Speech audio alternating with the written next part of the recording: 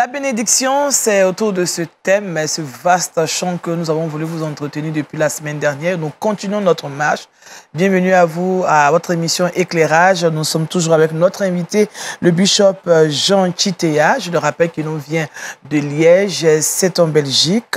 Shalom, bishop. Shalom, maman Daniel. Comment vous allez? Ça va bien. Et le séjour en Côte d'Ivoire? Oh, très bien. Nous nous réjouissons surtout quand nous sommes avec des enfants de Dieu qui aiment le Seigneur et qui servent le Seigneur de tout leur cœur. Amen. C'est notre plus grande bénédiction. Amen. Alors, on va encore vous connaître davantage. Vous êtes le surintendant de...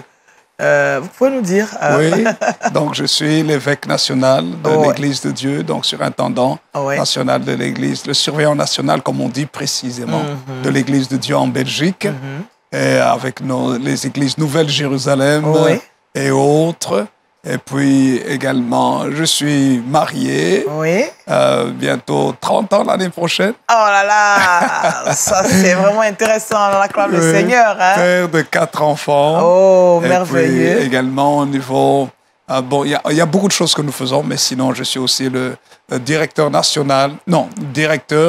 de la jeunesse de l'Église de Dieu au niveau de l'Europe de l'Ouest. De l'Europe de l'Ouest. Oui. Donc, sans oublier toutes les autres choses que nous faisons à côté, nous faisons beaucoup d'activités. Ah oui, nous bénissons le Seigneur qui vous donne toutes ses forces pour pouvoir mener à bien ces différentes... tout ce qu'il vous a confié, en tout cas. Ces différentes responsabilités. Je pense que par la grâce de Dieu, tout se passe bien et tout se passera toujours bien. La grâce de Dieu, oui, tout à fait. Amen. Alors, avec vous, depuis la semaine dernière, nous faisons une marche, nous parlons de la bénédiction. Oui. Alors, on a parlé de la bénédiction, on a essayé de faire un déblayage. Est-ce qu'on peut essayer de rappeler à nos téléspectateurs ce qu'on a eu à dire la semaine dernière? Non, nous avons dit que simplement la bénédiction, c'est une bonne parole qui est prononcée sur quelqu'un et que Dieu lui-même est la source de toute bénédiction. Amen. Et que Dieu lui-même est bénédiction. Et nous avons conclu en disant qu'il faut chercher Dieu et non pas simplement ce que Dieu nous donne, mais quand nous l'avons lui, nous avons tout le reste aussi. Amen. Voilà. Alors aujourd'hui, on va plonger nos regards dans la Bible et parler de la bénédiction dans la Bible. Comment la Bible conçoit-elle la bénédiction? Lorsque nous lisons les Saintes Écritures, nous voyons que la Bible conçoit la bénédiction comme étant venant de Dieu lui-même. Et dans Genèse chapitre 1er, que nous avons lu aussi la semaine dernière, nous avons dit, Genèse chapitre 1er, que Dieu est celui qui a prononcé la bénédiction sur les êtres humains, sur Adam et Ève. Dans Genèse chapitre 1er, verset 28, il est écrit « Dieu les bénit ».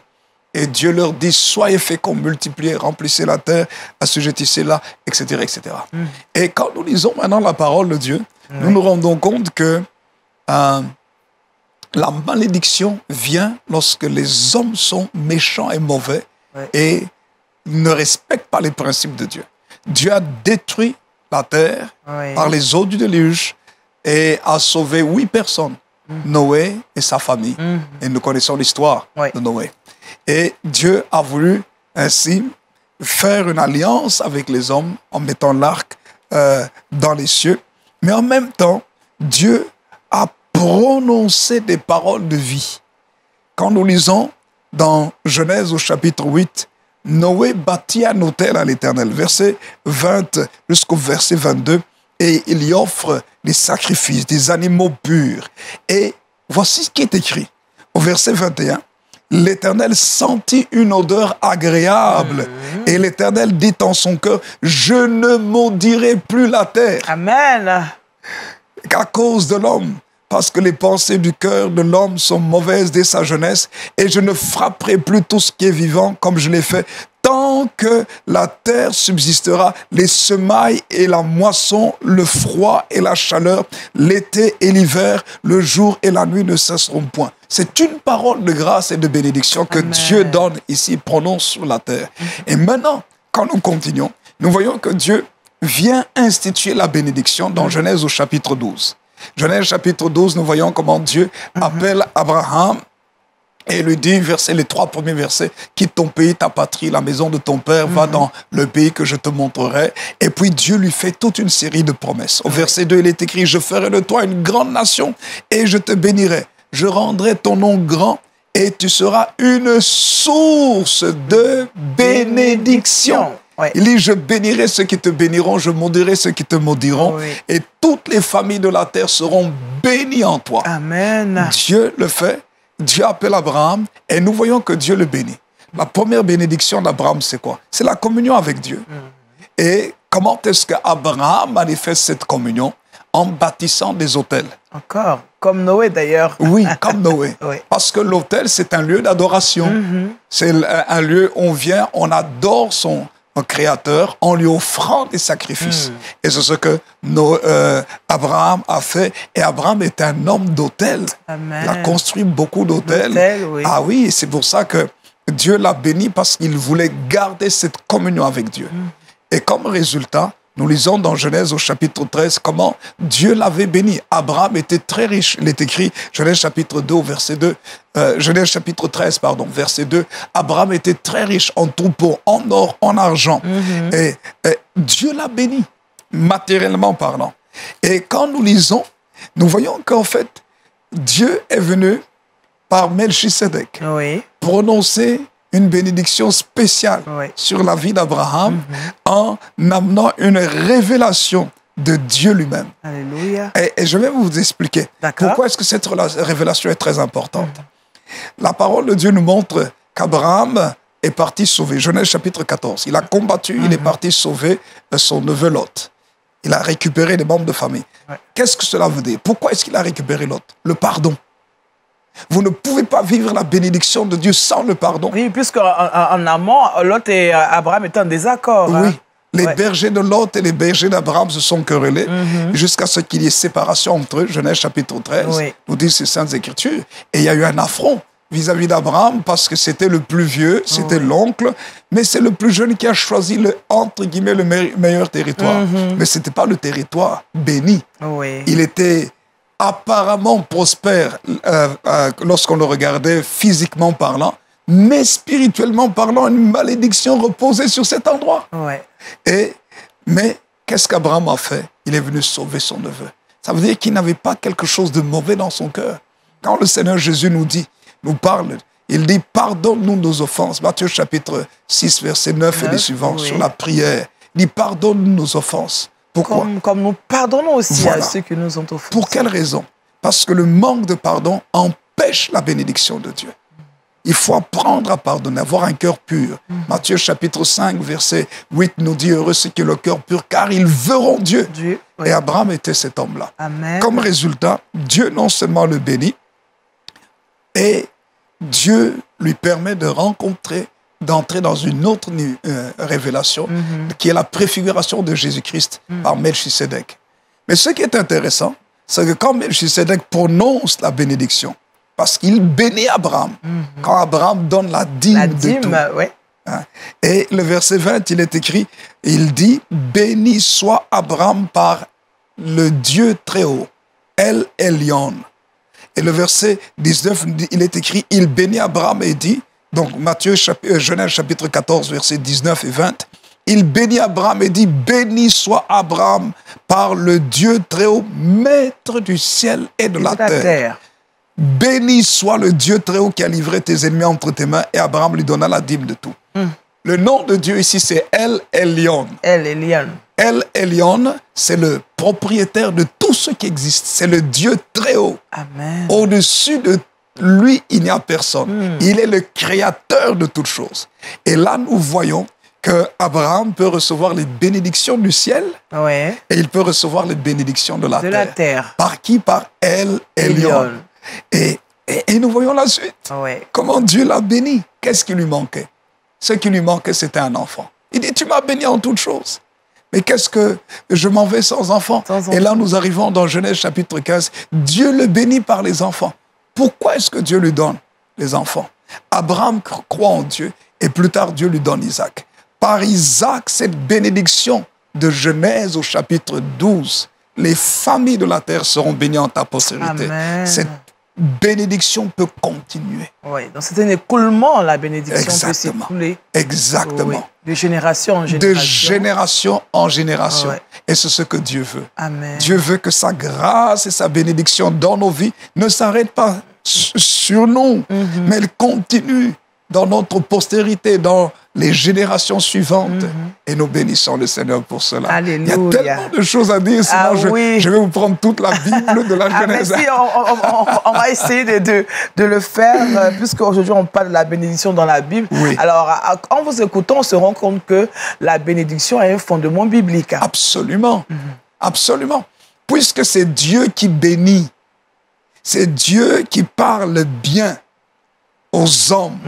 Dieu a prononcé la première bénédiction. Amen. Mais c'est Dieu aussi qui a prononcé la première malédiction. Ouais. Donc, c'est parce qu'il est le maître de tout. Et la bénédiction a un fondement biblique. Et le fondement biblique se trouve dans toutes les Saintes Écritures. D'accord. Elle s'est personnifiée pleinement en Jésus-Christ, notre Seigneur. Et il y a tellement de choses à dire là-dessus. Il y a tellement de choses à dire. Bishop, on va le dire. On va le dévoiler aujourd'hui. On a du temps. Formidable. Excellent. Alors, en tant que serviteurs et servantes de Dieu, souvent, nos serviteurs à l'église, on parle de canaux de bénédiction. Veux-tu être un canal de bénédiction? Quand on prêche, on en parle. Alors, est-ce qu'il y a des canaux de bénédiction qui existent, que nous propose aussi la Bible? L'une des premières choses que je vois dans les Saintes Écritures, c'est que la parole de Dieu elle-même est un canal de bénédiction pour nos vies. Amen. Il y a une grosse erreur que l'on fait. C'est que bien souvent, quand on dit « veux-tu être un canal de bénédiction ?» c'est que tu donnes. C'est ça qu'on dit. Tu dois donner. Viens à l'église, donne. Donne et puis tu deviens un canal. Voilà, et tu deviens un canal. Un peu comme si tu te connectes. Voilà, oui. Mais que disent les Saintes Écritures? Les Saintes Écritures nous montrent que le canal même de la bénédiction, c'est la parole de Dieu. Psaume chapitre 1er nous parle de cela. Que lorsque nous méditons la parole de Dieu, les 3 premiers versets, tout ce que nous allons faire, nous allons le réussir. Oui. Israël avait reçu de la part du Seigneur la recommandation d'obéir à la parole. Amen. De Deutéronome au chapitre 4, il est écrit dans les Saintes Écritures que lorsqu'Israël allait mettre la parole de Dieu en pratique, verset 6, il est écrit « Vous les observerez et vous les mettrez en pratique. Ce sera là votre sagesse et votre intelligence aux yeux des peuples qui entendront parler de toutes ces lois et qui diront « Cette grande nation est un peuple absolument sage et intelligent. » Et quand vous lisez maintenant la suite des textes bibliques, vous allez vous rendre compte que la bénédiction vient de la parole. C'est le canal.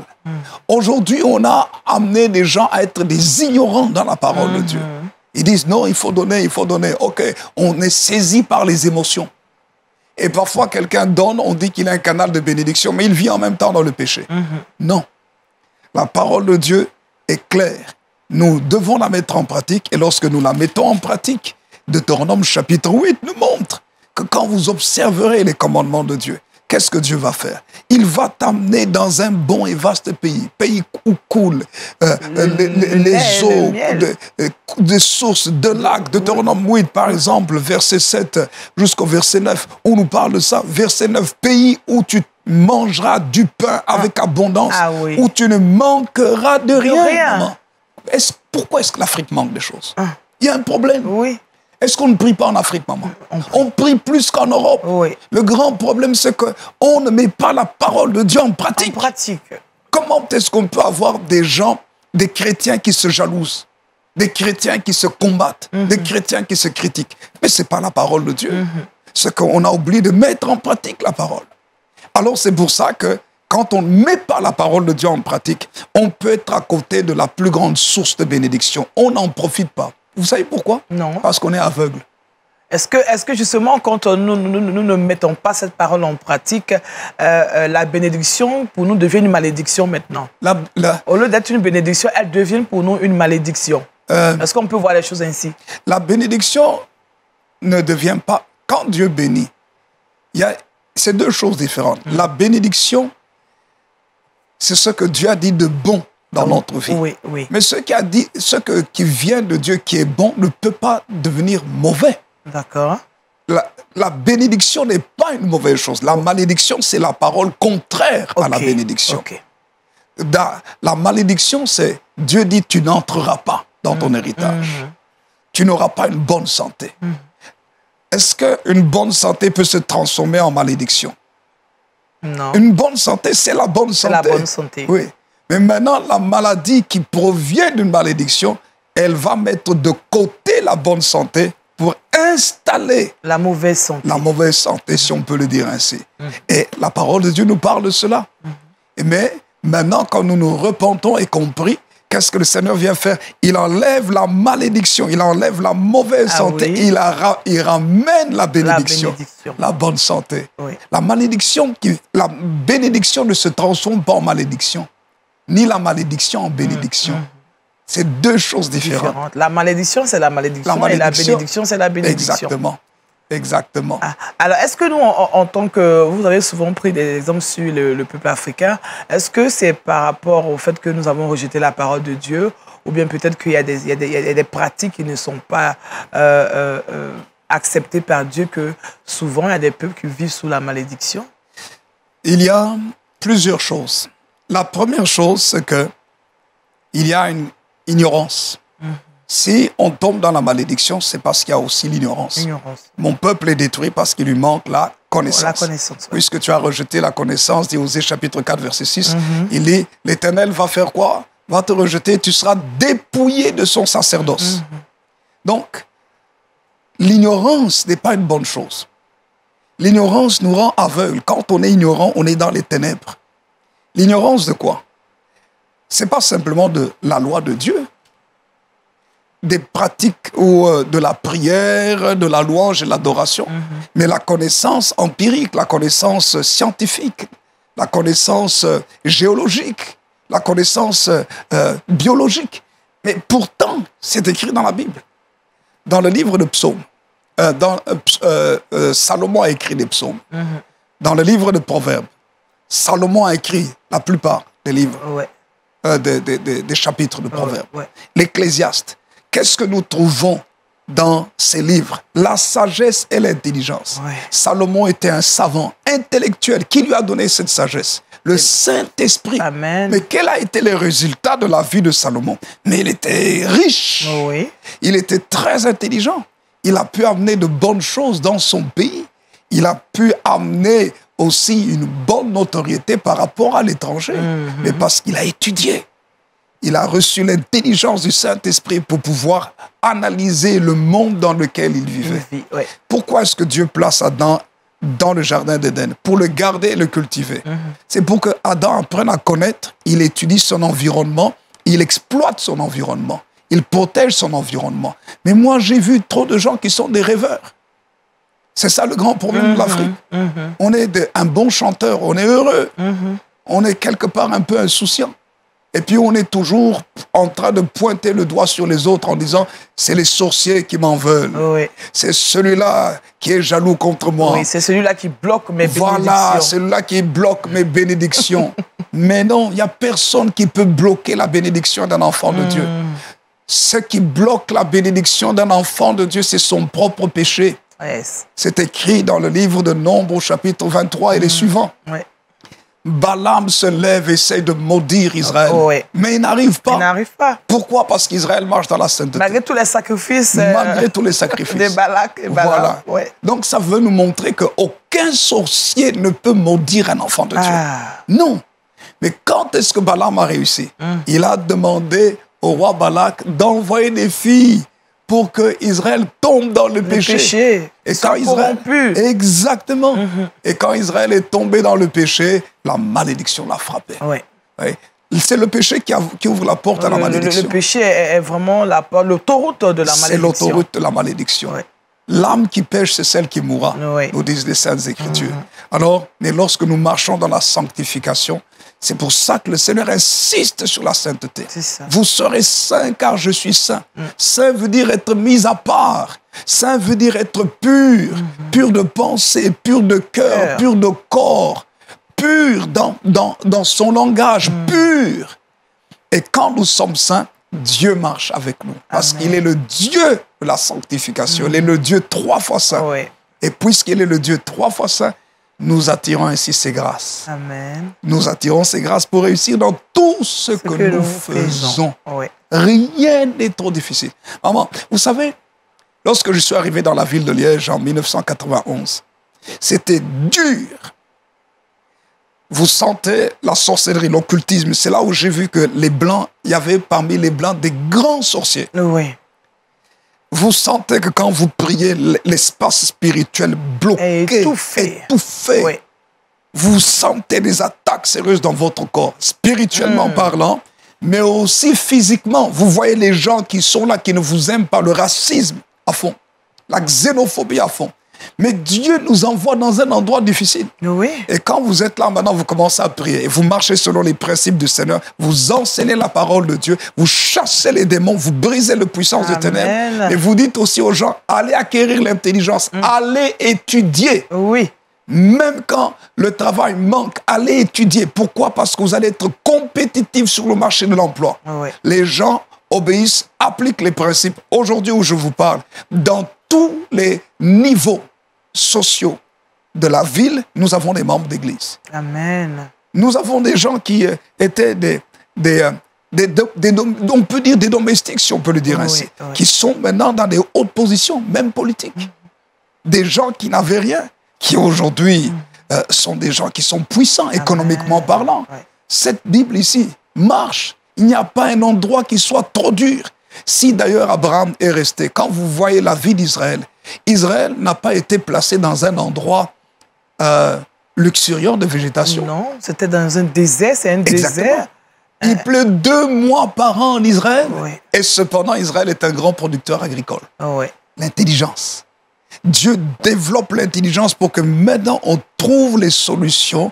L'irrigation goutte à goutte, le recyclage de l'eau, c'est ce qu'Israël fait. Les grands savants. Dieu veut que nous soyons intelligents. Et ça veut dire que la connaissance est donc le lit de la bénédiction. Mais Dieu n'est pas un Dieu ignorant.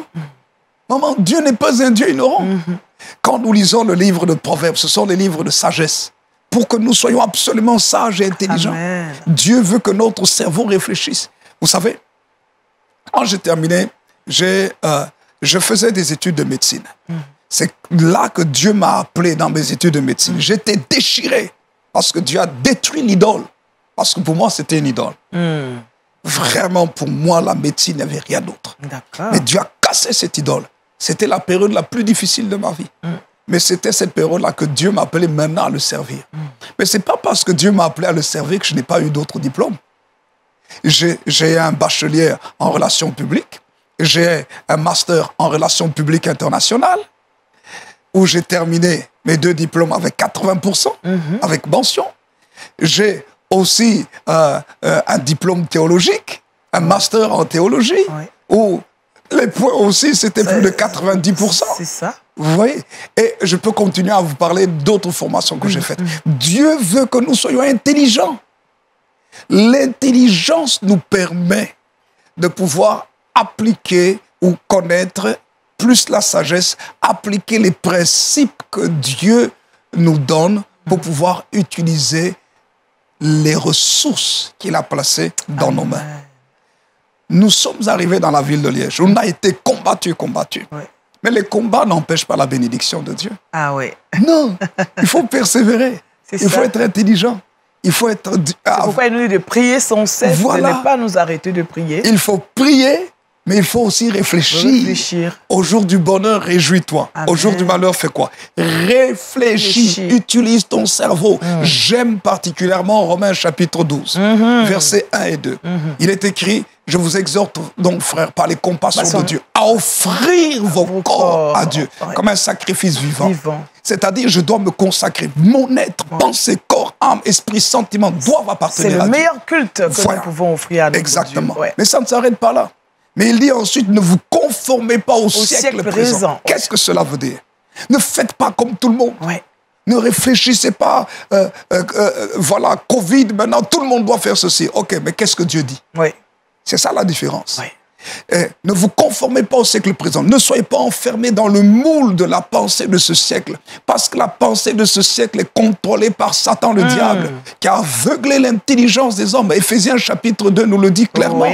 Vous marchez tous selon le train de ce monde, selon le prince de la puissance de l'air, nous disent les Saintes Écritures. Alors, mais maintenant, quand nous venons au Seigneur Jésus, notre intelligence doit être renouvelée. C'est sa lumière qui doit nous éclairer. Les combats n'empêchent pas Dieu d'agir. Nous avons été combattus. Savez-vous que maintenant, dans la ville de Liège, nous sommes la première organisation qui distribuons le plus de nourriture. Alléluia. Nous avons... Et là, vous êtes devenu maintenant une source de bénédiction. Nous sommes une source de bénédiction. C'est-à-dire, il y a la source spirituelle par la prière, mais il y a aussi la source sociale. Si les gens sont affamés, vous allez dire, non, nous prions pour vous, que Dieu vous bénisse. Non, donnez-leur à manger. Et aujourd'hui, nous avons des tonnes, des centaines de tonnes de réserves de nourriture. Nous avons, le Seigneur m'avait parlé d'aller aider Haïti. Nous sommes partis avec mon épouse à Haïti pour donner la nourriture là-bas. Nous avons fait des dons, des tonnes de riz en République démocratique du Congo. En Inde, nous avons envoyé aussi de la nourriture. Nous aidons des pasteurs indiens pour recevoir la nourriture. Et je peux continuer encore. Donc, est-ce que ainsi vous provoquez la bénédiction aussi? Parce que ça se dit, je veux provoquer la bénédiction. Est-ce que vous êtes en train de provoquer aussi la bénédiction, l'abondance? Nous n'avons pas besoin de provoquer la bénédiction puisque nous sommes bénis. D'accord, on va terminer là-dessus. Allez-y. Nous sommes déjà bénis. Amen. On ne réalise pas qu'on est bénis. Nous sommes par nature, en tant qu'enfants de Dieu, nous sommes bénis. Maintenant, les actes que nous posons, tels que la semence que tu déposes dans la terre, cette semence va pousser. Nous devons produire des bonnes œuvres qui permettent à Dieu de nous bénir encore plus pour que nous puissions encore produire plus de bonnes œuvres. Alléluia. Chaque semaine, nous avons plus de 1000 familles qui viennent recevoir la nourriture à l'église. Nous avons des centaines de tonnes des entrepôts de réserve de nourriture. C'est ça. Quand il y a eu des catastrophes, il y a eu des inondations dans la ville de Liège au mois de juillet, notre église était sur place pour distribuer la nourriture, soutenir les personnes, donner des vêtements et tout ça. Et je dis ça, nous avons une majorité d'Africains. Nous avons beaucoup de nationalités. Nous avons des Européens, des Arabes dans l'église, des Italiens, beaucoup de nationalités africaines différentes. Mais la majorité, c'est des Africains.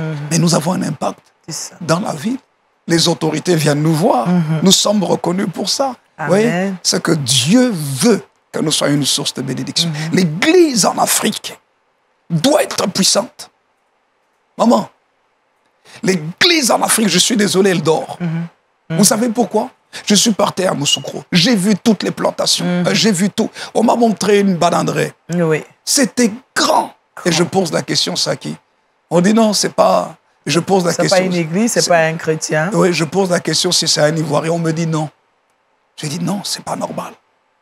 Et où sont les églises qui ont des grandes plantations, qui disent nous allons nourrir les pauvres, nous allons nous occuper des enfants de la rue, nous allons nous occuper des veuves, nous allons nous occuper de tel. C'est ça la mission de l'église. Alléluia. Et l'église, c'est vous et moi. Amen. Maman Bishop, nous sommes déjà au thème de ce temps. C'est vrai que ça passe vite, mais on sera là encore la semaine prochaine pour encore creuser. On a parlé de la bénédiction. Vous l'avez dit, la bénédiction est un fondement biblique. Alors, quel est le mot que vous donnez pour conclure?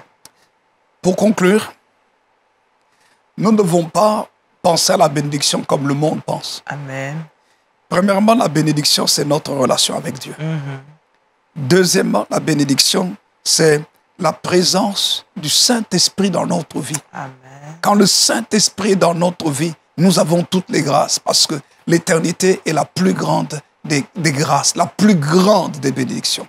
Troisièmement, le Seigneur nous donne l'intelligence pour utiliser les capacités qu'il a mis en nous. Les dons spirituels comme les dons naturels et comme l'environnement qu'il met autour de nous. Quatrièmement, le but, c'est de pouvoir faire du bien autour de soi.